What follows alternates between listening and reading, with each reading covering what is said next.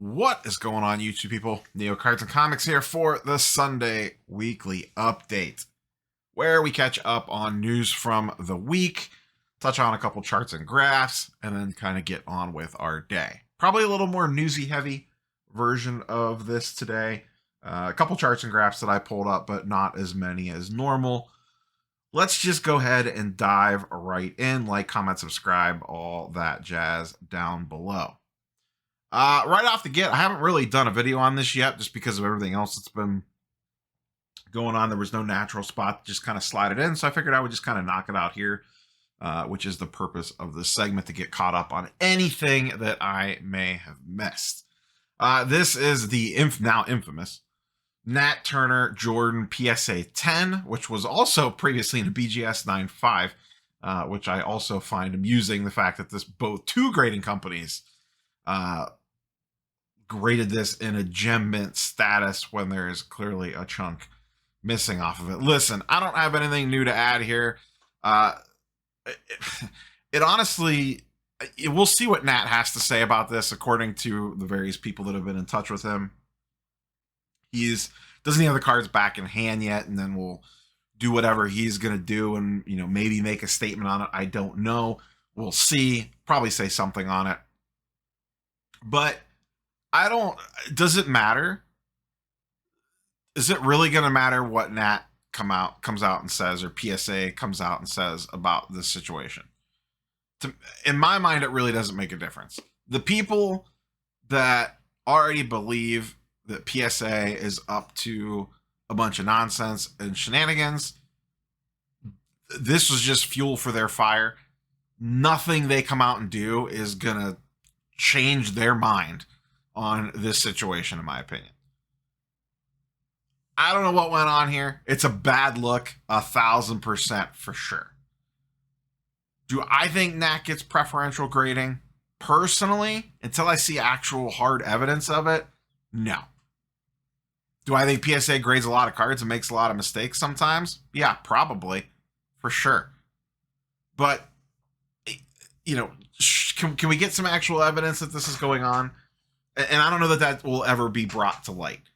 I just find it hard to believe someone as smart as Nat potentially is to build himself to where he is today and to buy, basically, run a grading company / own a grading company, whatever you want to call it, that he would potentially piss all that away to get a couple extra PSA 10s.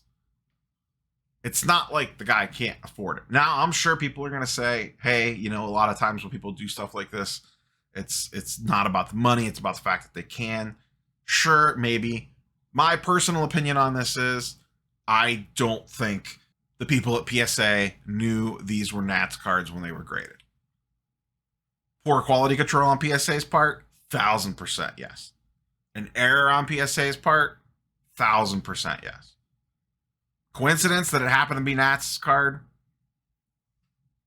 I'll be in that boat. If I need to make if I'm doing this video again in 3 weeks and saying I was wrong, then so be it. But on the flip side of it, like I said, they could come out and present whatever hard evidence that they want to. There's going to be a segment of people that it's not going to make a difference. You could lay out the whole thing for him on how he did not receive a preferential grade, and it's not even going to matter. I do find it amusing that this was graded by BGS and PSA, both in gem mint grades. I find intriguing. That just seems weird to me that this would slip past two grading companies and get a gem mint grade on it on a card that clearly has damage to it. But I just can't imagine that Nat would be willing to risk the perception of the company, whatever you want to call it, off getting a couple extra PSA 10s on his order, because the orders came from down upon high. You have to grade these at 10. Call me naive, call me a gullible idiot, whatever. But I just need to see some actual hard evidence. I basically said the same thing with the Kaboom stuff, with the marked boxes. I said, it looks like there's something going on here, but can we actually get some, can I see, I need to see it. Can I see the actual evidence besides the math on the napkin?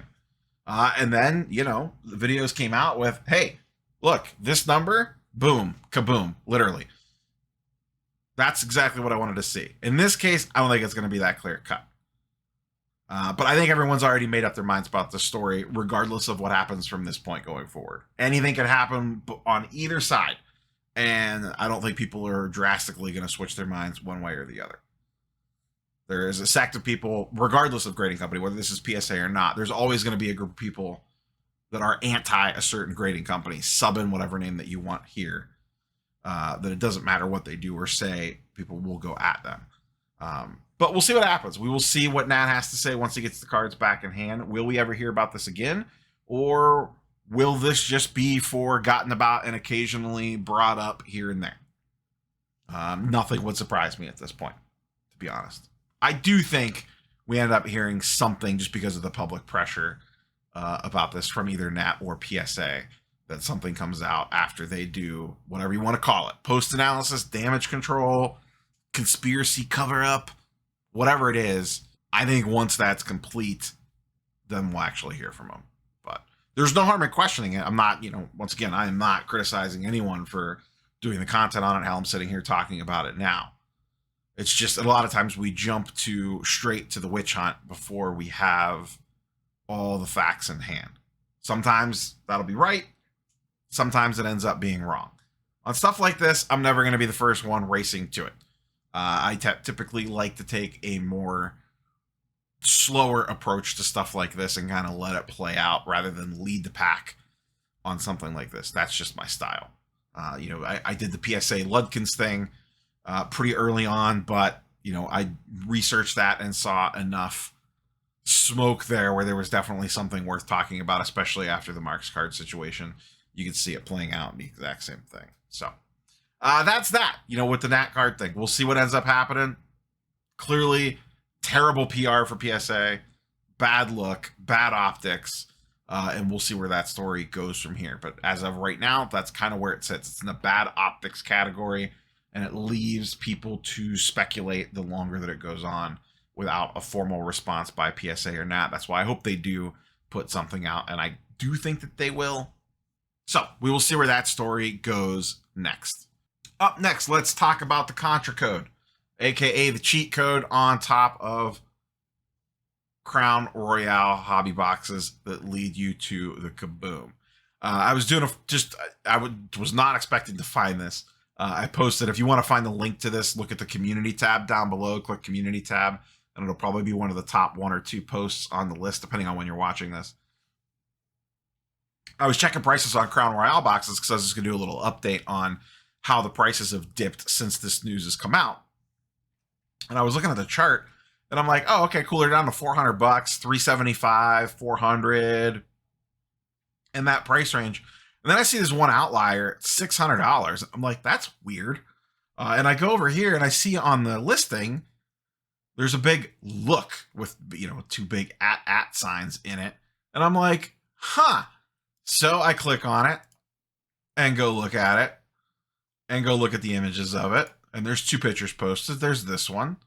And then there's a very up close one of the sticker that just happens to be the cheat code sticker.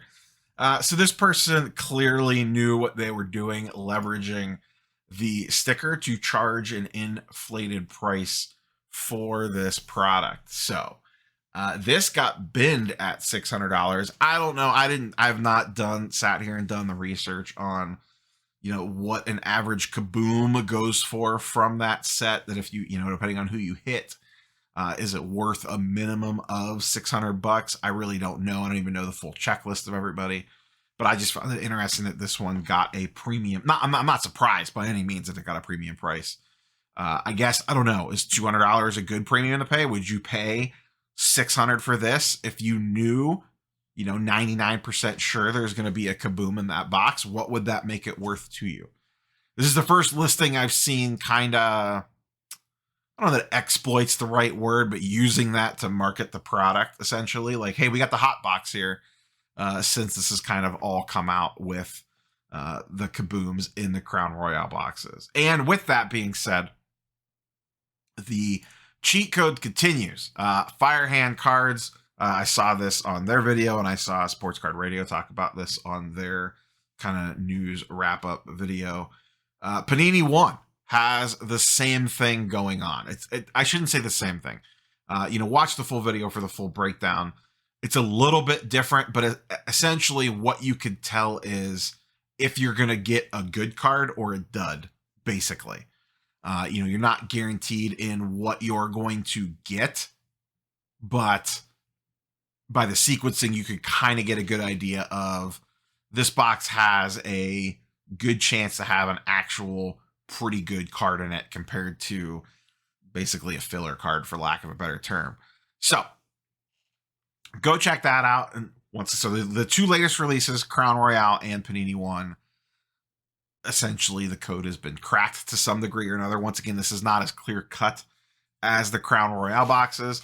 And to this point, nothing from Panini. I don't think we get a statement from them. Honestly, I really don't think they say anything. I don't think they address this. Part of that might be because they don't want to touch it. Part of it might be maybe Fanatics is getting ready to close that deal finally, and they're telling them, hey, keep your mouth shut on this. We'll handle it once we take over. It would be nice for them to come out and say, hey, you know what, guys and girls, you're right. We use these stickers to guarantee that the case hit ends up inside the case. You guys weren't supposed to crack the code, but you have a higher than first grade education and figure this out. Our bad. We're gonna change something in all products going forward past X release or something like that, depending on where it's at in the production line. And then they can redo whatever system they need to redo to still guarantee that whatever the case hit is ends up inside the case, or case hits, depending on the product. Because in my understanding and the way how I think that this was originally intended for was for that purpose. Hey, we need to know which box has the case hit in it and make sure that each case has one of those boxes in it. So you have to have a way of identifying that somehow. Now, you could comment on how good or bad their way of doing that was. Clearly not great in this case. And I'm sure that someone smart enough could figure out a better way to do it. I'm sure there's some tech that you could probably do with an RFID tag or something that you can have it inside the box and have it denote which one has the case hit in it when you're loading the cases up with boxes, or however it works. It would be great to get a full behind the scenes thing. I saw Jeff and I think it was Teapot talking about maybe Doug on Cards on the Table, I think it was, where I think Jeff said, I could be wrong on this, basically reached out to the companies and were like, hey, let us come in and film something. Like, we'll be glad to show the people, run them through the process of kind of how all this works. It'd be awesome if that happened, whether, SCI Crew does it or Panini puts something out on their own. Do I think that happens? No, I think they kind of want this story to go away, honestly.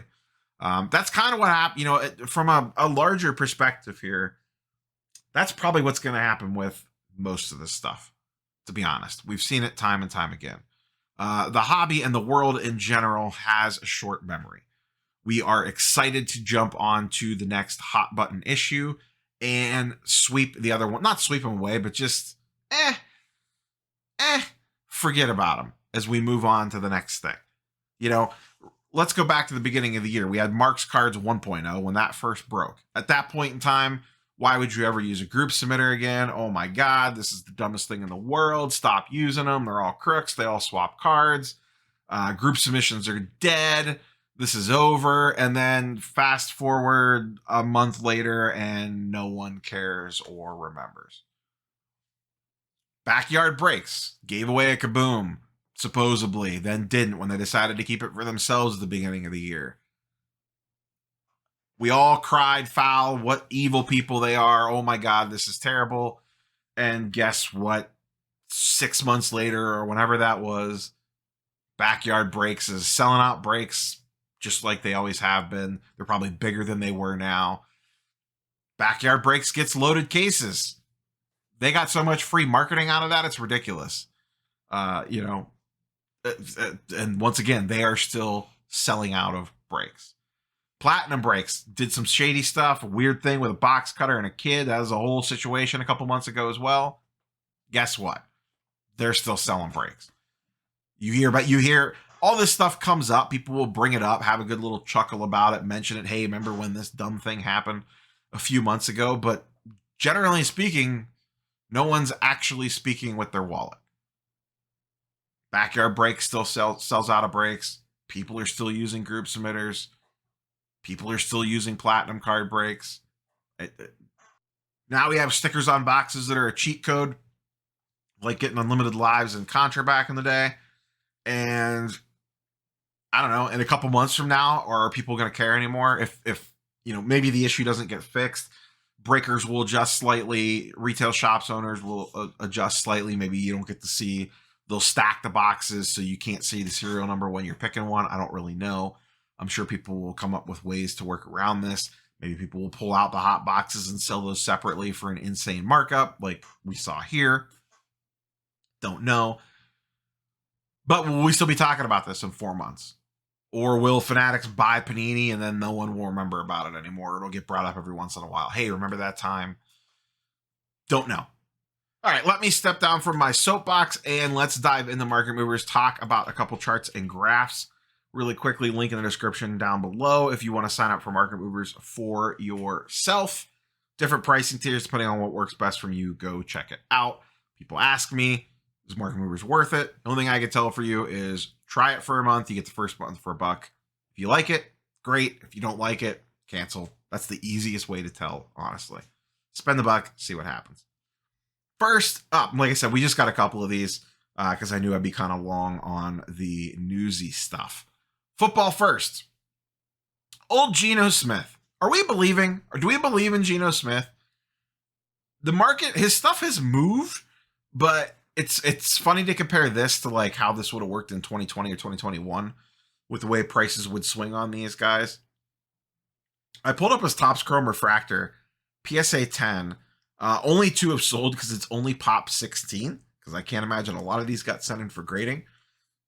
But it did jump from $30 to $92. One sold in late October for $30 in a PSA 10. And then one sold about 2 weeks later for $90. That's a 207% increase. And then there's actually one on auction right now. It doesn't end for like 9 days or something crazy. So we'll have to see where that one ends. If he keeps winning, that will be kind of an intriguing one to follow along with. I also looked up the raw because there are a bunch of sales on that. 19 raw refractors have sold. Once again, this is going back 30 days. That card has doubled. It was $5.50 back in mid to early October. It is now up to $10. $5 increase, 86% increase. Honestly, I'm surprised it's not more. That card only doubling in a refractor is a little shocking to me, to be quite honest. I guess people just aren't believing, but I don't know. If he makes a deep playoff run, anything is on the table at this point. I don't think that they're going to, but that Seattle team's kind of fun. Not going to lie. Kind of fun to watch. It's kind of fun watching the Geno Smith experience. We'll see what happens, but I just wanted to kind of dive in and take a peek at his stuff. The big newsy thing this week that probably had a lot of people having heart attacks that had tons of money wrapped up into him is Josh Allen had a UCL injury. It was very nebulous all week. As of time of recording, which I'm recording way later than normal on a Saturday, it sounds like he's going to play on Sunday, give it the old go. So no surgery or anything crazy like that yet. We'll see how he plays this week. He did not look great last week. But they said he could grip a football. We'll see what happens tomorrow or later today for you all. I pulled up his Prism PSA 10 and his Optic Holo PSA 10.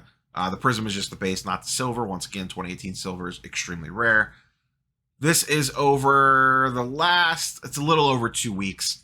His base Prism is down 23% from 880 to 675. The Optic Holo is down 34%, rounding up from 1850 to 1225. And you can see a lot of that happen in the last couple of days. I don't know if that's just fear of the injury or what the deal is, that people were just like, hey, I'm offloading, whatever happens, happens. I don't want money tied up in this guy if he ends up having to have Tommy John surgery or something. And I know if it goes that far, Tommy John on a quarterback is way different than on a baseball pitcher. But still, it would end, obviously, any hopes of a Super Bowl run this season. The Bills have been playing pretty good. They've taken a couple lumps, but Josh Allen, through most of the season, has been playing out of his mind up until this kind of kicked in. He looked a little off last week, for sure. We'll see where this goes, see how he plays today. That'll probably shift this one way or the other. If he comes back out and looks like fantastic and is bombing the ball all over the place again, this will probably slide back up again. If he looks a little sketchy again and all this stuff circling again, I could see it maybe dropping a little bit more. Let's pop over and look at baseball really quickly. The post-World Series sell-off continues for some guys. Specifically this week, we're talking about Bryce Harper. This is his Bowman Chrome Prospect Auto. This thing has taken an absolute beating the last 2 weeks. It did get some run-up leading into the World Series during the NLCS and then the beginning of the World Series. This card spiked, and now we are starting to see the pullback down again. This is the PSA. This is the PSA 10, BGS 9.5, and BGS 9. I skipped PSA 9 because like one has sold in this time period, so you didn't really get any data out of it where multiples of these three grades have sold. And keep in mind, for 2011, you're going to see, in a lot of cases, more sales in a BGS slab than you are a PSA, because that was just the way back in the day. But pretty much regardless of grading company or grade, these things are dropping pretty hard. The BGS 9 is down 40%. The BGS 9.5 is down about 14%. PSA 10 is down 33%, but one has not sold for a few days. So I don't know what the next sale of that would look like. It might be on par with that, or it might be a little bit lower. But needless to say, across the board, Harper stuff is beginning to pull back quite a bit. I owned one of these cards at the very, very beginning of the season. I got a really good deal on one at a card show, and then quick flipped, traded it pretty quickly after getting it. And yeah, it looks like his stuff's getting reset back to those same prices, if not probably end up being cheaper. Harper's an intriguing play. You know, he's had an absolutely fantastic career from a legacy standpoint, but that team is still going to be really good next year, most likely. I see there's already some rumors with free agency going to there, so he could put another run on. I don't really know, but he's had an absolutely fantastic career. Keep this in mind. You know, when you're looking at these prospect players and they sell for their first Bowman autos, sell for astronomical tons of money, go look at Bryce Harper's career. And if you said, hey, just took Bryce Harper's numbers, career numbers, and gave them to one of these young hitters, and we're like, this is what this guy's career is going to be like, go look at what that stuff sells for and compare it to what Harper's stuff sells for. And then factor in that, you know, Harper's pop counts are going to be a lot lower because you don't have as many parallels as you do now from back in the day. So you have way less cards too. There's less supply, and this is what his stuff sells for. Very respectable prices. But keep that in mind. Compare Harper's numbers to what some of the kids sell for. And it's wild stuff when you look at those numbers. And what are the chances that those kids even have half the career that Harper had? Just interesting when you look at I've never fully grasped the baseball prospecting angle from the amount of money that gets thrown around on these guys. It just seems like the ultimate risk reward. One other player post-World Series that is seeing some movement, but in the positive direction, is one Jeremy Pena. This is his 2020 Bowman Chrome Auto, base and the refractor. Both in PSA 10s, going for $550 and $650. Over the last, I went back 60 days on this just to get some extra data points to kind of see the run-up. But you get the idea here. This card was basically $150 to $250 card in early October, and now all the way up to $550 and $650, 170 and 132% increases. It's cool. It's a fun story. You know, I bought some 2022 Topps update sealed boxes. He's one of the rookies in there, obviously. But if my memory's correct, he's old. He's not a spring chicken. If my memory's correct, I think he's like 25 already. I think I heard Filmington throw that out in a video or on Sports Card Nonsense podcast or something. That's old for a prospect, man. That's real old. you're losing a lot of your prime years in regards to when you're talking career numbers when you're just coming up at 25 years old. So it's a fun story. Not gonna lie, if I had Jeremy Pena, I'd be selling it as fast as possible right now and just moving off of it because you're probably into it for dirt cheap unless you just bought it the last 2 weeks. Let's close out on basketball just really quick here. 2 players that are both playing out of their mind. One's SGA for the Oklahoma City Thunders, Shy. He's playing great. I mean, great. Go look at the numbers that he's putting up this year. This is a Silver Prism PSA 10. Has barely moved. 12% increase, up from 375 to 420. I think a lot of this has to do with the fact of the market. Everyone knows the Thunder probably aren't going to make a playoff run this year. And if they try to, Sam Presti will probably sabotage it to get a better draft pick. And there's a good chance that he could potentially get shut down. But man, is he a good basketball player. Really, really good. Huge numbers. And then the other one, and I'm surprised this stuff hasn't moved. This is another one. If this was 2020, 2021, this was the star stock days when people used to 10x in 5 minutes. Desmond Bane, he's also playing absolutely fantastic. Not a spring chicken either. I think he was a senior coming out. So he's a little bit older compared to most, but still.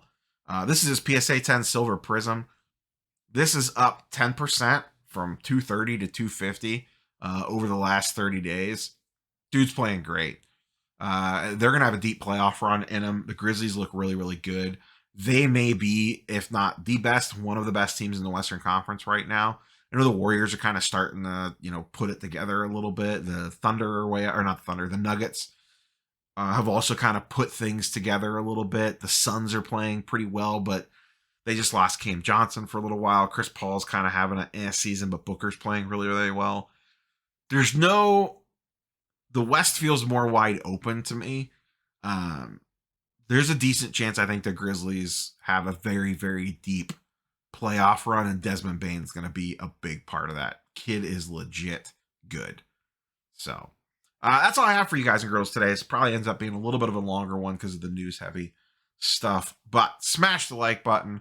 Subscribe if you have not. Some non-sports stuff tomorrow. I have a topic bouncing around, but I need to do some research for it. Probably a grading submission preview video at some point in time this week. I have a topic video that I would like to make to discuss. Tell me if anyone's still watching, because this is late in the video. I got Optic Blasters in, the Fanatics exclusive runs. Should I rip 2 of them? I feel like even asking this question, everyone's just going to say yes. Yes, Neo, light money on fire. Maybe we'll rip 2 of those and put that video out this week as well. We'll see. But that's all I have for you guys and girls. Like, comment, subscribe. Catch you on the next one. Peace.